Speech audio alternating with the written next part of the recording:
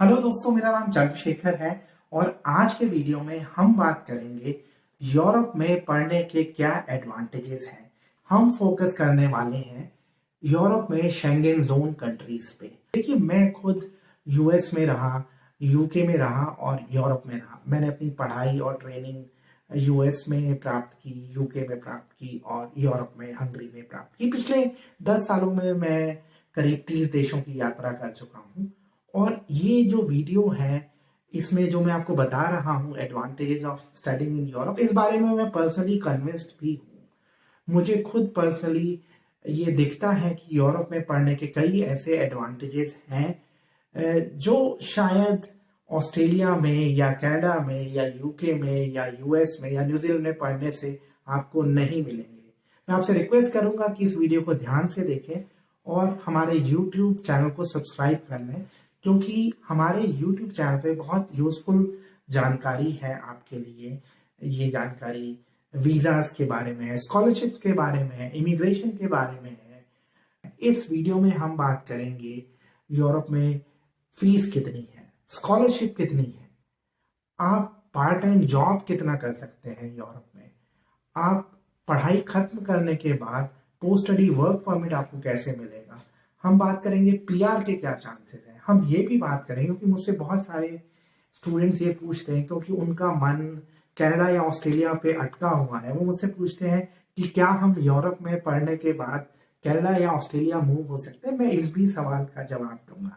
अब देखिए, सबसे जो बड़ा एडवांटेज है यूरोप में वो है कि यूरोप एक कॉन्टिनेंट है, एक कंट्री नहीं है। और अगर आप शेंगेन जोन की किसी एक कंट्री में पढ़ने जाते हैं तो आप 30 से ज्यादा कंट्रीज में बिना वीजा के ट्रैवल कर सकते हैं। देखिए, ट्रैवल क्यों जरूरी है? एक्सपोजर।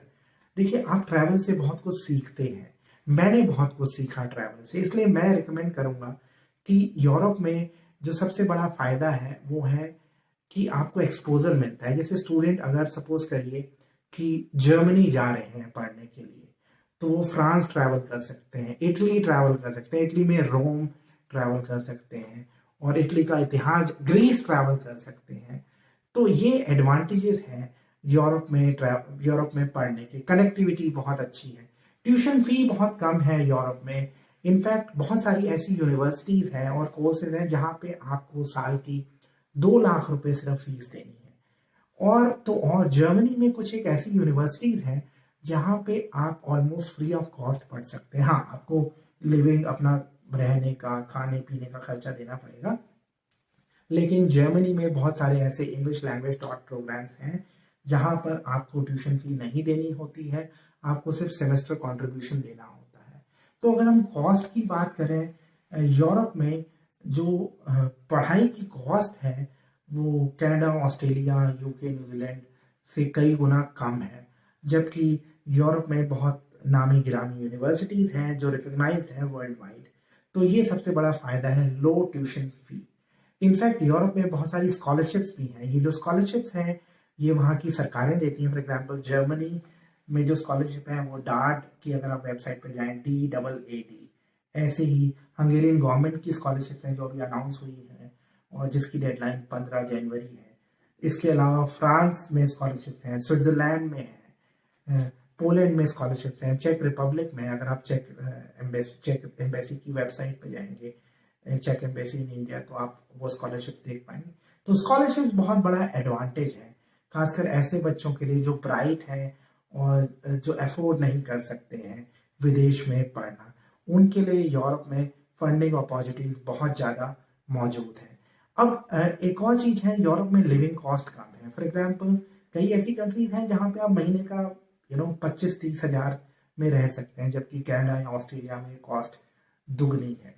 और इसके अलावा जैसे मैंने आपको बताया था कि बॉर्डरलेस ट्रैवल है।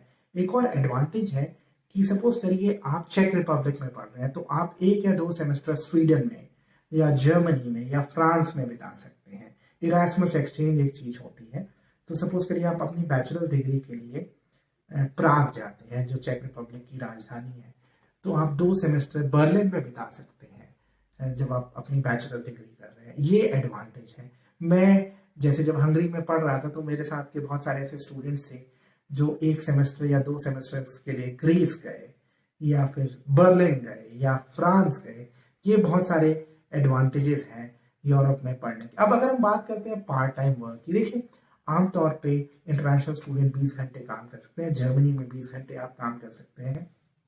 हाँ, एस्टोनिया और स्वीडन दो ऐसी कंट्रीज हैं जहां पर स्टूडेंट के वर्किंग आवर्स पे, इंटरनेशनल स्टूडेंट के वर्किंग आवर्स पे कोई लिमिट नहीं है। जब तक आपकी पढ़ाई सही ढंग से चल रही है, आप जितना मर्जी चाहे काम कर सकते हैं, स्वीडन और एस्टोनिया में। यहाँ पे एक और चीज़ बता देता हूँ, जो स्वीडन है वहाँ के इनकम लेवल्स बहुत ज़्यादा हाई है। आप वहाँ के इनकम लेवल्स को ऑस्ट्रेलिया या फिर कनाडा से कंपेयर कर सकते हैं। अब इन कंट्रीज में पोस्ट स्टडी वर्क परमिट भी होता है। जैसे फॉर एग्जांपल जो जर्मनी है, यहाँ पे पोस्ट स्टडी वर्क परमिट 18 महीने का होता है। अगर हम बात करें पीआर की, तो अगर आप जर्मनी से अपनी पढ़ाई पूरी करते हैं, आप तकरीबन 22-23 महीने के बाद जर्मनी में पीआर के लिए अप्लाई कर सकते हैं। शर्त है कि आपको जर्मन आनी चाहिए, आपके पास एक जॉब होना चाहिए और आप टैक्स भर रहे हो, ये जरूरी है। ऐसे ही हंगरी में फॉर एग्जांपल आप 3 साल के बाद पीआर के लिए अप्लाई कर सकते हैं। और सबसे अच्छी चीज़ है फॉर एग्जांपल हंगरी में, जो आप समय एजुकेशन में बिताते हैं, फॉर एग्जांपल आप मास्टर्स डिग्री करने के लिए हंगरी गए हैं, तो 2 साल की मास्टर्स डिग्री है, तो 2 में से 1 साल आपका पीआर के तरफ काउंट हो जाएगा। यानी पढ़ने के 2 साल के बाद आप पीआर के लिए अप्लाई कर सकते हैं। आपको जरूरी पेपर वर्क करना पड़ेगा, टैक्स शो करना पड़ेगा, तो ये बहुत बड़ा एडवांटेज है। यूरोप में स्किल्ड मैन पावर की जरूरत है। इनफैक्ट जर्मनी ने सबसे ज्यादा जो ब्लू कार्ड थे इंडियंस को इश्यू किए हैं। तो जर्मनी जो है और यूरोप की बहुत सारी कंट्रीज वो इंडियंस के बीच में बहुत पॉपुलर डेस्टिनेशन बन के उभरी है। मेरे पास बहुत सारे लोग अप्रोच करते हैं जो पुर्तगाल पढ़ने के लिए जाना चाहते हैं कि पुर्तगाल में सेटल होना आसान है। ऑलरेडी यूरोप में बहुत बड़ी संख्या में हिंदुस्तानी जा रहे हैं। इटली में for example 2 lakh Hindustani already हैं, पंजाब से हैं, बहुत सारे लोग केरला से हैं। तो ये एडवांटेजेस हैं यूरोप के। अब देखिए यूरोप में हम अभी तक अच्छी बातें कर रहे थे, एक दो चीजें मैं आपको बता दूं, चैलेंजेस भी बहुत हैं। हम ये सोचते हैं कि दुनिया भर में अंग्रेजी बोली जाती है, ऐसा नहीं है। अंग्रेजी भारत में इसलिए बोली जाती है क्योंकि हम एक ब्रिटिश कॉलोनी रहे, अंग्रेजों ने हम पे शासन किया। ऐसे ही जो यूएस है वो भी ब्रिटिश कॉलोनी रहा, ऑस्ट्रेलिया ब्रिटिश कॉलोनी रहा, कनाडा ब्रिटिश कॉलोनी रहा, यहाँ पे इंग्लिश बोली जाती है। लेकिन यूरोप की कंट्रीज जब ब्रिटेन की कॉलोनी नहीं रही तो वो अपनी ही भाषा पे फोकस करते हैं। एग्जाम्पल जर्मनी में जर्मन है, चेक रिपब्लिक में चेक है, स्वीडन में स्वीड है, नॉर्वे में नॉर्वेजियन है, पुर्तगाल में पुर्तगीज है। हाँ, देखिए अब बहुत सारे लोग वहाँ के अंग्रेजी बोलना शुरू कर चुके हैं, लेकिन अगर आपको इन देशों में रहना है तो मैं रिकमेंड करूंगा कि तैयारी करिए। फॉर एग्जाम्पल जर्मन, कोई यूरोपियन भाषा सीखे, जर्मन सीख लीजिए, फ्रेंच सीख लीजिए या पुर्तगीज सीख लीजिए। ये आपके पर्सनल प्लान पे डिपेंड करेगा कि आपको कौन सी कंट्री में आपको अपना करियर दिखता है। अब एक और सवाल जो मुझसे पूछा जाता है, क्योंकि बहुत सारे लोग कनाडा या ऑस्ट्रेलिया पे आके अटक जाते हैं, वो मुझसे पूछते हैं कि क्या मैं यूरोप में पढ़ने के बाद कनाडा या ऑस्ट्रेलिया में सेटल हो सकता हूँ। जी हाँ, आप कनाडा और ऑस्ट्रेलिया में सेटल हो सकते हैं, क्योंकि यूरोप में बहुत अच्छी यूनिवर्सिटीज़ हैं और जहाँ की डिग्री कैनेडियन डिग्रीज के इक्विवेलेंट मानी जाती हैं। तो आप यहाँ पे पढ़ने के बाद भी एक्सप्रेस एंट्री या जो भी आपके प्लान है फर्दर स्टडीज़ के लिए, फॉर एग्जाम्पल आप यूरोप में बैचलर्स करने के बाद मास्टर्स के लिए कनाडा जा सकते हैं, ऑस्ट्रेलिया जा सकते हैं। और अगर आप पॉइंट बेस्ड इमिग्रेशन की सोच रहे हैं तो आप इमिग्रेशन के लिए भी अप्लाई कर सकते हैं। तो ये सारे एडवांटेजेस हैं यूरोप में पढ़ने के। मुझे उम्मीद है कि आपको आज का ये वीडियो पसंद आया होगा। मैं आपसे रिक्वेस्ट करूंगा कि आप हमारा यूट्यूब चैनल सब्सक्राइब करिए और इसे शेयर करिए अपने फ्रेंड्स और रिलेटिव्स के साथ।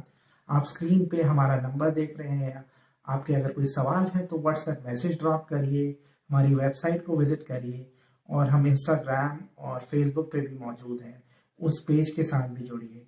वीडियो देखने के लिए आपका बहुत बहुत धन्यवाद।